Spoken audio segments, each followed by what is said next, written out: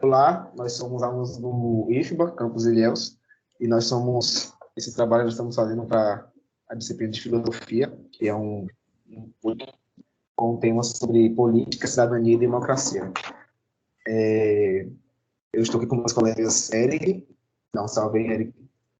Oi, galera. Kaique Farias e Guilherme Chagas. E aí? E a gente vai começar aqui com a conversa, né? E a primeira pauta que nós queremos colocar, que eu queria que meus colegas começassem falando aí, é sobre o que é política.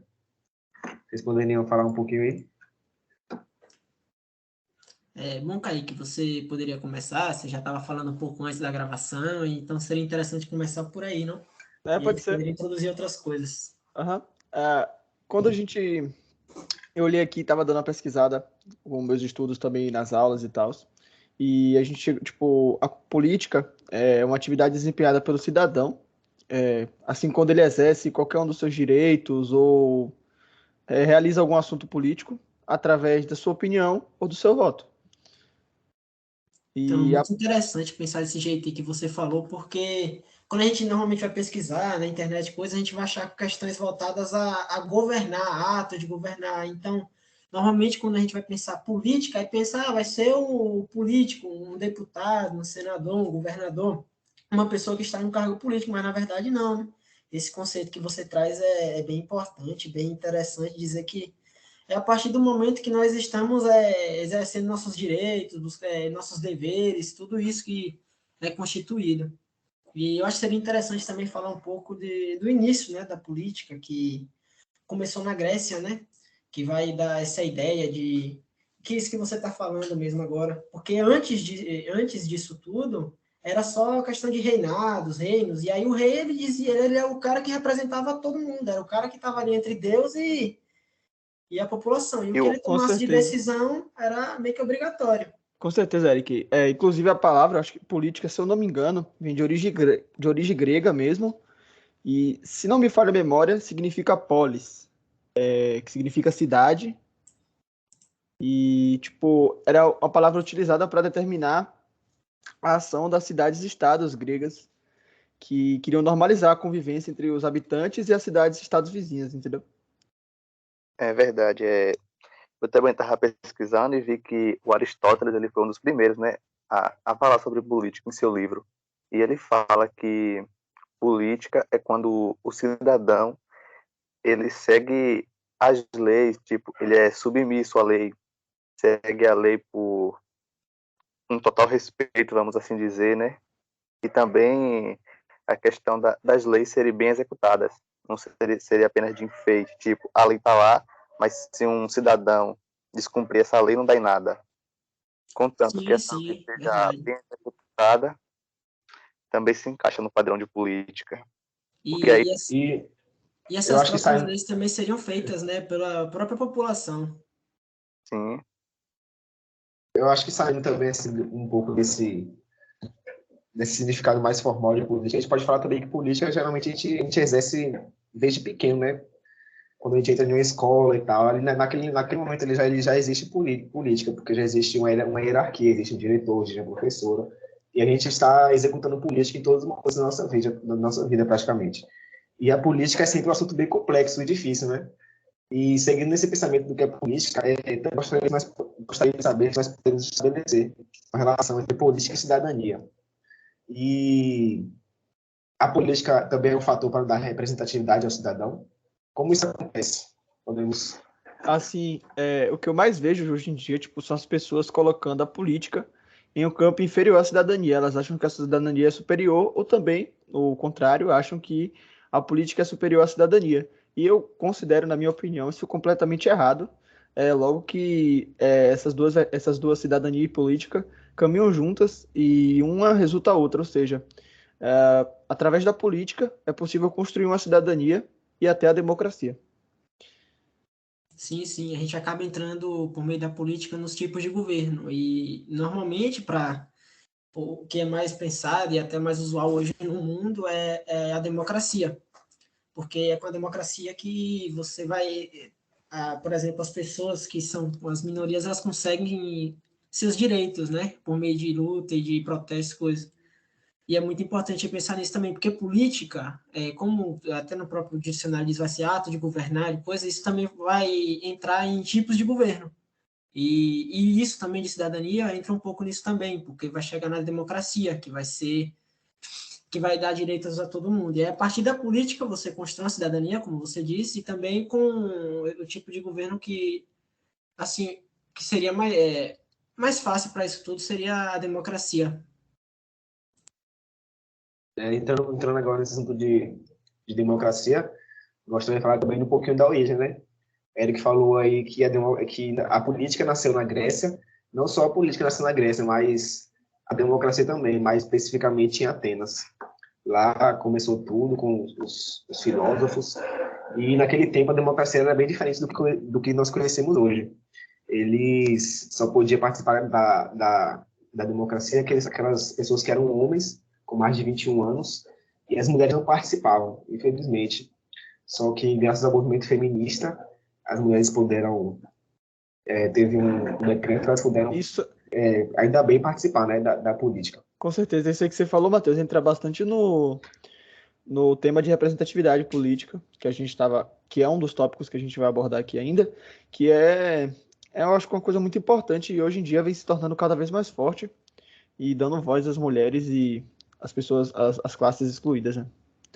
Também, tipo, é uma coisa que, assim, se você, às vezes as pessoas vejam, às vezes as pessoas colocam, afirmam como todos os indivíduos foram iguais, só que eles não são iguais, eles, tipo, eles pensam diferente, eles são diferentes, entendeu? Então, quando você diz que todos são iguais, você está excluindo o direito democrático das pessoas. Então, essa questão desse período em que as mulheres ficaram fora da democracia acaba sendo até um atraso, né? Porque durante muito tempo, metade da humanidade, ou até mesmo mais, né? Dependendo da época, não podia votar, que no caso eram as mulheres, e o voto era concedido apenas aos homens, né? Nem questão de voto, é questão de exercer a política. Acabava que apagava essa luz. Isso na própria Grécia. As pessoas que podiam votar eram acima de 21 anos e homens. Então, sim, mas eu acho que é um bom ponto colocar no seguinte, por exemplo, aí a gente vai entrar, porque do jeito que está sendo colocado, acaba sendo meio que uma crítica à democracia em si, mas o problema não era esse. A questão que, por exemplo, a gente vai ter que entrar aí é em conceito de cidadão. Porque esse tipo de conceito é que mudou de lá para cá. Na época, você vê, a democracia para os gregos era os cidadãos que iam exercer esse direito à democracia. E aí a gente vai entrar, o que era considerado cidadão naquela época? E é isso que vocês disseram, era homem com mais de 21 anos, esse tipo de coisa, tinha que ser nascido de lá, esse tipo de coisa. E com o passar do tempo, com lutas e coisas, esse conceito vem mudando até chegar ao que é hoje, né? Que tanto engloba tanto homens quanto mulheres e por aí vai. Com certeza, né? Com certeza. Agora, a democracia muitas vezes ela também pode ser perigosa, né? Existe um filósofo chamado Jacques Rousseau, que ele tem um livro chamado O Ódio à Democracia. E nesse livro ele fala que o mundo tem agido contra a democracia por uma espécie de medo que ela pode colocar no cidadão médio. O medo de que a democracia seja o regime político por excelência. Ele afirma que a democracia é o regime do dissenso, e isso tem promovido a cisão da população. Ou seja, as pessoas têm muitas vezes discordado demais sobre o conceito de democracia, e às vezes não respeitam umas às outras. E com base nessa dissertação desse filósofo, a democracia, quando desrespeitada e rompida, pode trazer perigo à sociedade. Ah, sim, você me fez pensar num negócio muito interessante que foi até falado em aula. A professora Graziela, ela passou um texto falando sobre participação em minorias, que vai entrar nisso aí também. E aí eu vi uma parte que falava da questão do consenso. E aí que a gente entra muito. Será que poderia existir um consenso? Mas aí também seria contraditório, porque a democracia, até como você falou aí, segundo um filósofo aí, que agora não estou me lembrando do nome, certo? Você acabou de falar. A democracia é pautada no dissenso. E é a partir do dissenso também que, por exemplo, pessoas que têm seus ideais, mesmo que elas estejam em menor quantidade, que sejam minorias, elas consigam exercer, consigam direitos. E a gente vê muito isso hoje, por exemplo. Por exemplo, na Austrália, antes não podia ter casamento entre pessoas homossexuais, e hoje pode, entendeu? Por isso que ela se baseia muito no dissenso e também consegue fazer que, mesmo que essas pessoas estejam em menor quantidade, sejam minorias, elas consigam sim exercer, conseguir direitos e deveres para elas também. Por isso que a democracia é muito importante. E que as pessoas também têm que tomar cuidado, porque da mesma maneira que você pensa no seguinte, de sempre dar liberdade às pessoas ter seu ideal, acreditar nisso, naquilo, a gente também tem que se pautar na questão. Até onde a gente vai permitir isso também, porque existem pessoas que são contra a democracia. Por exemplo, estou dizendo, por exemplo, se aproveita da democracia, que por exemplo, questão de direito, fala para falar que é contra, que é isso e aquilo. E é isso aí que a gente também tem que conceituar muito bem, porque isso também não pode ser permitido. Porque isso aí já entra no ódio, já entra em outras questões que já é uma exceção. E aí isso não pode ser permitido, porque senão isso acaba com a democracia. Você tira o direito do outro, você não deixa o outro pensar. Então, Eric, esse ponto que você falou, eu acho totalmente plausível. E, assim, eu acho que a democracia ela acaba quando você tem liberdade de fazer tudo na democracia. Democracia, ela é a liberdade total. Não total, assim, por assim dizer, mas você pode fazer tudo, exceto tirar o direito do outro. A partir da hora que você faz alguma coisa, tira o direito do outro, ou fere a pessoa, tirando o direito do mesmo jeito, para mim aí a democracia acabou. Então, Com certeza. Tipo assim, também tem o fato da diferença, né, velho? Tipo assim, como o Eric falou, as minorias e tal, hoje em dia tem muito isso. E quando usada com mau uso, a democracia pode ser muito perigosa.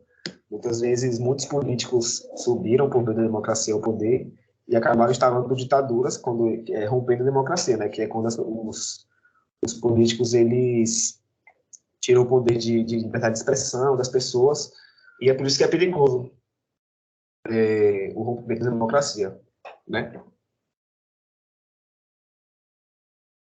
Sim, sim, claro. A gente tem que ser, é sempre bom discutir isso, porque as pessoas podem se aproveitar do que é a democracia para ir contra ela. E muitas vezes até dá certo, como já aconteceu várias vezes na história.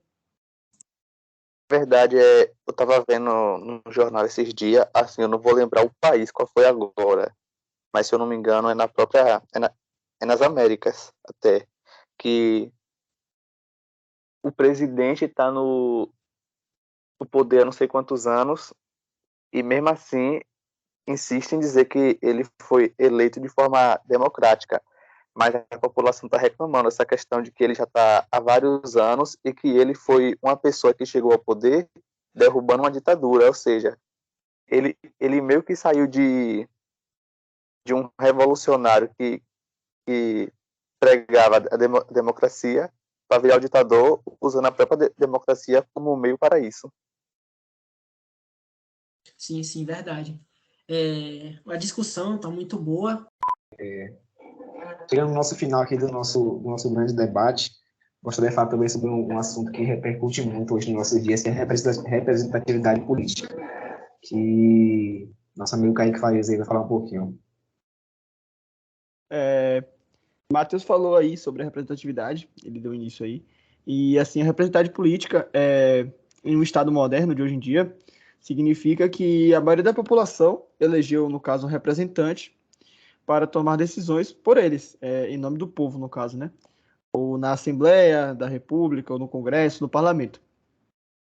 E hoje em dia a gente vê bastante disso acontecendo, que é a pessoa escolher os ideais, escolher o posicionamento do político, votar nele e depois ele mudar de posicionamento, igualmente acontece com a democracia, que a galera estava falando na estante dos governos democráticos, que entram como democráticos e depois se aproveitam da democracia, no caso, né? Sim, é uma coisa muito interessante também falando sobre democracia. A gente sempre está falando bem de questão de representatividade, elas também, por exemplo, o tipo de democracia hoje no Brasil, que é a democracia representativa, apresenta alguns problemas também, porque a gente elege pessoas que irão representar a gente, só que, por exemplo, a gente vai muito na questão do convencimento, a maneira que eles convencem a gente. Porque necessariamente ele não está, a pessoa que está representando, por exemplo, o poder tanto prefeito, governador, senador, o que for que seja, ele necessariamente por exemplo, não está atingindo todos os meus ideais, tudo o que eu penso. E aí a gente entra também, isso aí é um dos problemas da democracia representativa. E também como ela também abre outra coisa, que acontece muito no Brasil. Muitos políticos, eles na época de candidatura, na época de fazer propaganda política, eles falam muita coisa de ajudar a população pobre, isso e aquilo, mas quando chegam no poder não fazem. Isso aí é um problema também muito grave da democracia representativa aqui do Brasil. Porque o que adianta, por exemplo, você diz, vou fazer isso, aquilo, mesmo que eu esteja representando todas as suas ideias, aí na hora que eu sou eleito, eu não estou fazendo isso. Então isso é um grande problema, né? E com a falta de investimento em educação e coisa, a população cai muito nisso e sempre vai caindo, sempre. E também sempre não cobra, né? Discurso. Eles também não cobram, tipo, pô, eles não têm, a população só tem voz na hora de eleger, no meu ver. A população não consegue se juntar para cobrar um vereador ou um deputado, que seja, para cumprir suas promessas, e também não tem nenhum órgão público que garanta que ele vai cumprir, entende? Eu acho isso uma das coisas mais, assim, erradas, né? E para mim também não é nem que não consegue, ela não tem consciência de que pode fazer isso, entende? Do jeito que é, o contexto que está hoje, não é nem, por exemplo, porque se a população se unisse e cobrasse, por exemplo, ela poderia fazer de várias formas, até de mudar bastante coisa. Com certeza. Mas eles não sabem do poder. Do poder que ela tem. Justamente, eles não têm consciência do poder que eles têm e de onde eles conseguem chegar com a voz de todas as pessoas juntas, né? Voltando no que o Hegel falou, né, da questão dos políticos quando chega a época de candidatura e subir como é que fala?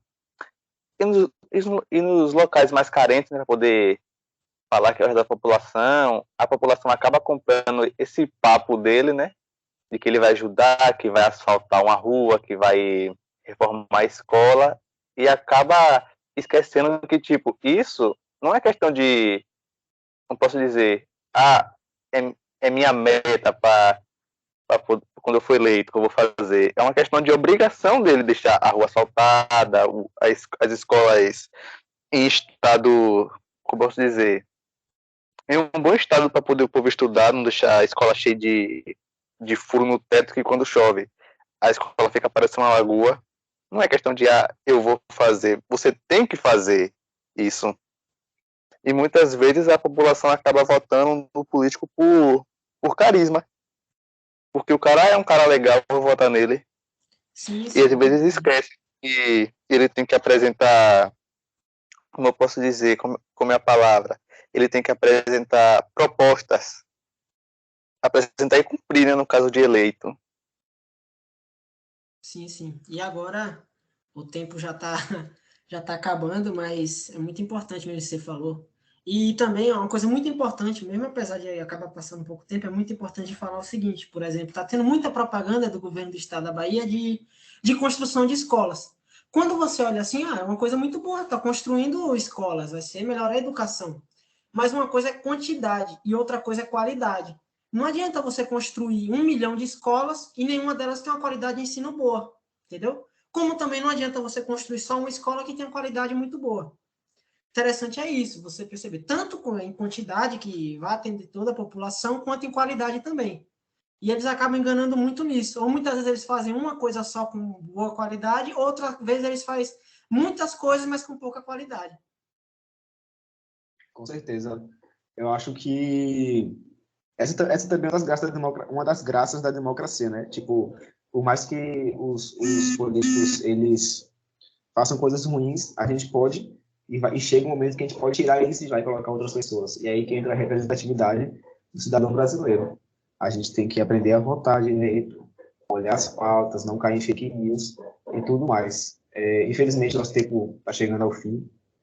E nós gostaríamos de encerrar. Foi um debate muito bom aqui que tivemos. Obrigado pela sua atenção, professora, ou quem for ouvir esse podcast. E é isso. Deixa a palavra com meus colegas aí, se eles quiserem falar alguma coisa. Acho que ficou bem claro aí, não tem nenhuma observação da galera aí. E ficou bem claro os pontos que a gente quis abordar. E é isso, gente. Obrigado pela atenção aí. Obrigado pela atenção também. Obrigado pela atenção, gente.